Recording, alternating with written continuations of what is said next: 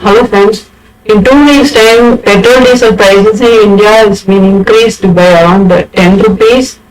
The Indian companies reached an agreement with Russia to import crude oil at a discounted price, $35 discount at pre-war price levels.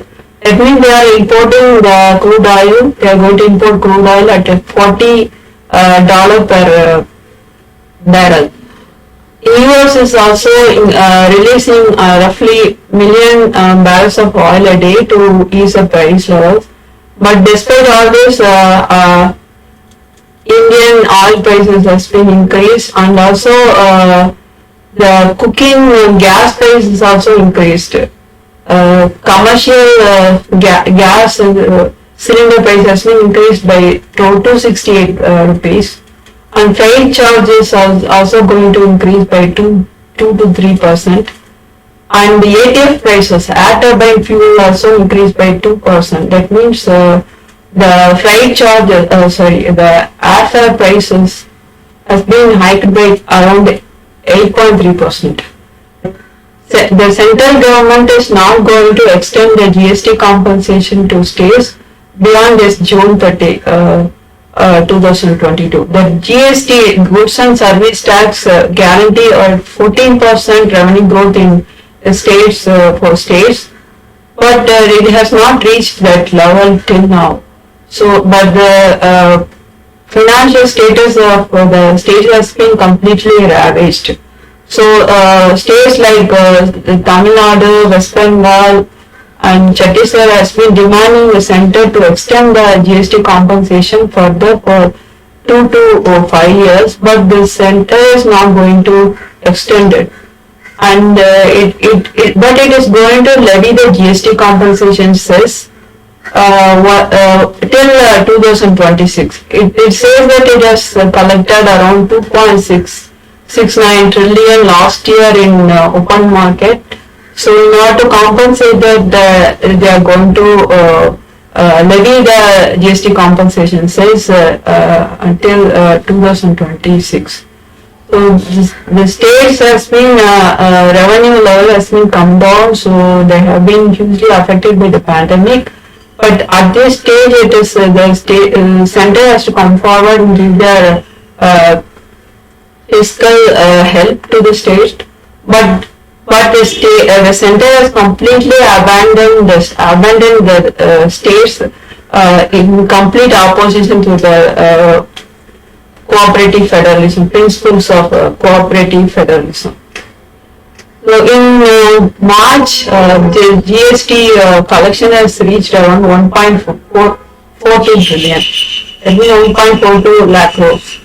So the FMCG sector, fast-moving consumer goods in market in rural areas has come down the bar. For example, the toothpaste, shampoos and biscuits. So all this volume, purchase volume has been come down, and that shows the consumption level of the people, rural market has not reached the pre-COVID level. Because FMCG market, the volume of sales has come down recently. So, and the FMCG companies stock index also in the Nifty 50 also come down recently. Recently, some group of bureaucrats give some suggestion to our Prime Minister Modi, saying that the unviable, the populist scheme should be stopped, freebies all should be stopped, otherwise India will face a situation similar to Sri Lanka. So the center has not given just 1% fiscal stimulus to the people, just to the economy. So not given any monetary stimulus to the people. The consumption level and the purchasing power of people is far below the pre-COVID levels. So it is a time to the center has to come forward and give handouts to people. But so to call these populist schemes and the terminology of calling it populist scheme and freebies is totally anti-democratic, because the finance The fund for all this is not falling from the sky. It is being taken from the pockets of the people. People has been financing it. So it is not even a fair share. They are getting a part of their share from in all this. When you give such things to corporate, you have given a lakh crores to corporates, but you call it incentive. But when it's given to people, it has been termed as freebies. Such a terminology, the use of such a terminology has to be ended. It is totally anti-democratic. So in March, the India's manufacturing activities is moderated as per the PMI index. PMI index means Purchasing Managers Index. It is an index, it is an indicator of market trend, the trend in the economy, whether it is expanding or contracting or it remains in the same level. It has been measured with various variables like the level of inventories, the level of employment and new orders taken and things like that. So if it is higher than 50, it means the economy is expanding. But now in February it was 54.9. The PMI index was 54.9. But now it has come down to 54. So it is in the moderate level. Manufacturing index is in the moderate level. Unemployment level as per the Center for Monitoring Indian Economy is around 8.1% in February, but it has come down to 7.6% recently. Mandeka wage rate has been increased just by 4 rupees. Now it has been fixed at 230 rupees per day against 226 rupees earlier. But not all, it was not given in all the states, only a few states it has been increased. The higher increase is given to Goa. There is a 7.1% increase in its wage rate.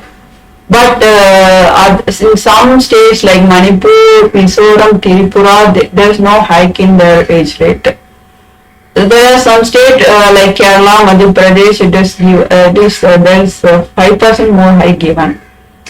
So in Manreka it is recommended that at least 150 days employment has to be given to the beneficiaries throughout the year. But in 2022 only 50 days employment has been given, which is one third of the recommendation. The demand for the Manreka jobs has been increased comparing to pre-COVID levels. But the number of jobs given is 7% lower compared to 2020-21. In 2022, Manreka balance ends with a negative balance because of the unpaid material expenditure, it is reported. Central government is going to borrow around 8.5 lakh crores via banks. Bond buying programs in April-September. Good news, in Amazon New York branch, workers are successful in forming their first union. The Amazon has been spending around $4.3 million per year for preventing the unionizing activities. Despite that, the workers are successful. Hope this boosts labor activism and prompt other labor unionizing activities in other places also. So the FBI selling spree has been increased. So around 41,000 crore has been withdrawn from the market for the 6th consecutive month, which was higher comparing to last February and January. So in totally in the last 6 months they have taken around 1.48 lakh crores from the Indian share market. So the India, if you see the stock market index, the Nifty and Nifty is high. Rally is continuing. It is higher. It is more than 17,000. So it is because of the retail investor participation. Recently, our finance minister said that foreign investment in India has to be gauged, measured by only from FDI activities, not from FPI. But in recent times, not much the difference between FPI and FDI has been washed out. Investment in FDI is also not taking place in not encouraging the productive activities. Okay, recently in December, in combining FDI and FPI, taken around $13.7 billion from India. They have taken from, so they are not retaining their investment in India. So in the 2021-22, Indian export has been increased around 41,800 crore dollars, which is 40% higher compared to last year.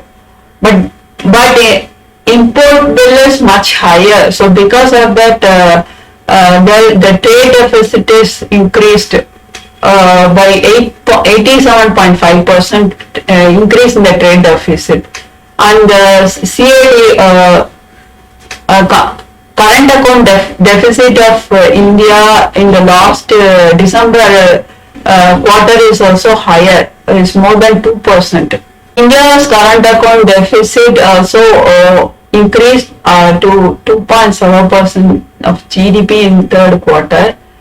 The center has extended the foreign trade policy by another 6 months till September 30. So in order to stabilize rising oil prices and to check holding, the government has extended the stock limit of oil seeds. For example, the stock limits would be for 30 quintals for retailers and 500 quintals for wholesalers. So it has been notified. So the economic agreements between India and Australia has been signed. So previously there is a 4 to 5% import tax has been levied on Indian goods, but now 96.4% of Indian goods will be given tax-free access to Australian market, and bilateral trade between the two countries going to increase to around 3.8 lakh crores within 5 years. So with this, Australia also promised not to tax the offshore income of Indian firms. There are many Indian firms operating in Australia like TCS, Infosys and Wipro. So they will not be taxed hereafter in Australia as per the double tax avoidance treaty. So there is an increased inflation India is facing, but our Niti Aayog's Vice Chairman Rajiv Kumar is saying this stagflation, possible talks about possible stagflation is highly overhyped, and the India will reach and remain the fastest growing economy. He has higher confidence on the economic performance. The forex reserves also come down by around $2.3 billion recently.